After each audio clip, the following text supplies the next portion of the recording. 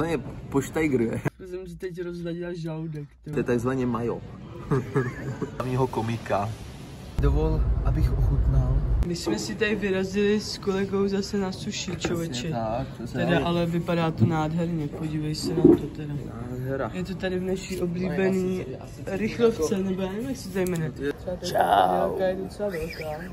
To je lázo. To je hořčice na tom asi nějak. Ne, to je takzvaně. Ale vypadají hezky, no. To je takzvaně majo. Majo, jo. Majo. Jaký majo? Jako majonéza. To je majolka ještě No, na to. to je majolka a... To je takzvaně na spodek teda dobrý. To tě takzvaně poštajgruje. To ti polechtá spodek. Nebo i podráždí tě to. A vypadá to hezky, člověče. A vypadá to hezky, veď. Samozřejmě ochutnávka bude. Tady koukám, že tam je kousek okurky, řetkev, losos. No, ten losos je vidět, jak je pěkně usmažený, veď, protože... Ten losos je usmažený. Je usmažený, protože ona ta rolka je smažená, takže to pronikne, veď. Ty krás. No, a tady pěkně máme avokádíčko, jo, lososíček, samozřejmě tady máme. Tohle to je marcipán, jo. Je to jako jsme byli a Boris z toho douby, že je to marcipán, ne? Ježiš, tak to je wasabi, to měl až na to. Pak se tady jde nevysrám. Akorát tady zase říkám, co je tohle. To je takový to zrnko sezamový. Jo, dobrý, tak no. jdem na to. Tak jdeme. To by bylo video, nevideo, takzvaně bez hlavního komika. No. Jak co nám to říkáš? Nikdy jsi to neměla, tak je to něco jako když poprvé jedeš do velkoměsta. Přijde mi to jako smažená ryba s rejží, tyjo. Že jo? Že jo? Ale jak je to dobrý. Ale jo, mě teď to vystihla pěkně. Ale jako cítím, že ten losos je smažený. Je to jako kdyby si dala jakoby file, smažený file, viď? A máma by uvařila málo brambor a dojedla bys to z toho, viď? A dojedla bys to s rejží, což mě nevadí. Což u tebe absolutně v pořádku. Já si dávám, třeba jsem měla i lososa s rejží a jako je to dobrý. No, je to, jo, to je. Taková divná kombinace, ale je to dobrý. Tak kolik z 10? 8,5. OK. Je to dobrý. Tak a pojď ten zázvor teďko. Tak ale pojď ochutnat tohle vypustři. Já samozřejmě si tady naliju, abych měl dost. Protože to tady nenecháme jen tak volně ležet. A to je jiná chuť. To se zmixuje. No ale nedávej mi to teda sem, protože to nemám ráda. Mně se to pak taky smixuje. Takže do čeho mám jít? Tohle. Tady to velký, jo, já bych na to potřeboval příbor. Já taky, no, proto pojď ty. Ale to je fakt velký do pusy, tyjo. No, víš, jak já to udělám, já si ukousnu.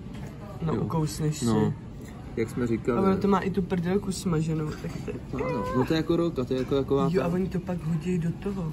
Oni jako to takhle udělají, tak ti to... udělají tempuro. No, pěkně ta tempura, veď pěkně do strouhanky a hop, jakoby na chvíli smaží, tak pojď. No, vypadá to hezky teda. No, jaký to je? Dobrý je to. Dobrý je to. Takže o to víc je to prostě kaloričtější, že to je smažený. Cítíš jakoby smaženou rejži? Smaženou rejži. Tak mě to teď připomnělo tu krustičku, no. Ale dobrý, no, nevadí. Je to prostě dobrý, dáváš kolik? 10 z 10? Nebo... Teď to dávám. Kolik? 7,5 z 10. 7,5, jo? Dobrý je to. Je to dobrý. Tak ty bych čekala víc. Ne, dobrý je to takový, to víš, že není to jako na panenku, veď. No tak to není, no. Jakoby samozřejmě nejlepší je zase potom taková klasika, veď. Jako tohle běžný. Neurazí, nenatchne. Je to takový dobrý. Já popravdě to nikdy neměl, tady to. Avokádo, jo tohle. No, a vždycky jsem koukal jenom, jak se to dělá. Takže jakoby nová zkušenost je jakoby dobrý. Asi je to přesně to, co jsem od toho čekal, jakoby. Tak to je dobře, Samozřejmě to bychom nebyli my, aby jsme nebyli zvědaví a nechtěli vychutnat nějakou novinku. Tady podívej, takovýhle krásný srdíčka za 7 korun z Kauflandu. Jo, jdu do toho. Polevička. No to nevypadá vámi teda. No to ne, no. Ty vole. Je to dobrý. No, to je nějaká valentinská edice. Ale je to takový normální. Asi za 6 korun na zub dobrý. Okay. To je náplň jahůdka. Kolik dáváš? Hele, dávám 8 z 10, je to dobrý. Koupil jsem 3. Takže za 21 korun máš takovouhle muziku. Já myslím, že to je... Je to super. Poměr cena výkon. Ochutnáš taky? Dneska mi to jde. To je dobře vycpala, dneska ti to cvaká. Ne, já tohle nechci, mě potom... No, já to taky nemusím, vždycky nám je to hezký na okrasu, ale... Přesně, tak jdem do toho. Prdelka je velká, jo? Prdelka je velká, ale...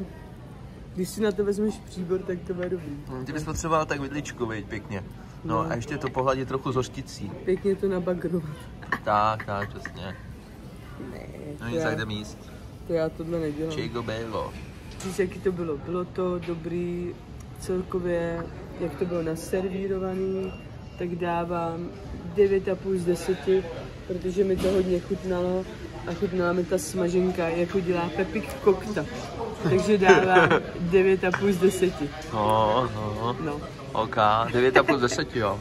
No, bylo to dobrý. A cena výkon taky dobrý, víš? Cena výkon jsme tady, zatím neplatila, tak... My jsme tady, vítejte v Baštěrití Hřovy, no. Včera zase prohráli uchyláci, no takže tak, no. No tak jo, dobrý.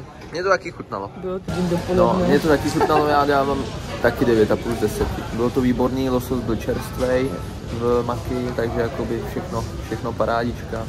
No, tam jako... Ryba byla, jako když si připlavala na talíř z moře, perfektní čerstvý. Přesně tak, a když jenom pol rajch na půl cesty takhle ošmykala. No, takže my tady chodíme pravidelně, jsme na to zvyklí a máme to rádi a je to tady dobrý, cena výkon. Cena výkon dobrá. Kam máme jít příště? Příště bychom mohli jít k Babišovi na pumpu. Teď, jak má v Rohonicích tu pumpu. Má pumpu. No, to je restaurace, jméno restaurace, je to normálně benzínka a vaří tam. Jo. Takže příště půjdeme asi na pumpu. Zdarec. Mně se to nějak rozledilo. Okay. Ne, už dobrý. Já jsem si tam něco zmáčkal. Ochutnáš taky? Já nevím, ale prosím. Ochutnej, pojď, průbni to takzvaně. No jako ono už to tak divně vypadá, abych to asi nekoupila. A teď to nemám ráda.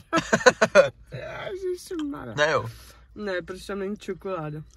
Ale dávám 3 z 10. Ty vole. Nechci to. Dobrý, tak mi to nechutná. Takže čus, jeden, dár. Dár. Tohle není moc dobrý, ty vole, tohle. Protože tam není čokoláda do prdele. Vypni to. Jsem si teď rozladila žaludek, to je potom suši. Dám si doma kolu. Dobrý, zdar. A samozřejmě, borci, musím ještě doporučit takovouhle nádhernou koblížečinku. Krásná, za 9 korun v Kauflandu. Výborná, jak je nabitá, ne, tou marmeládou. Nádhera. Dovol, abych ochutnal.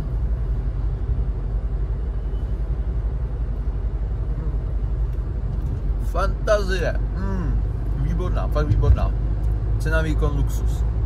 Lepší než ta velká. Tady ta aspoň má náplň. Duř.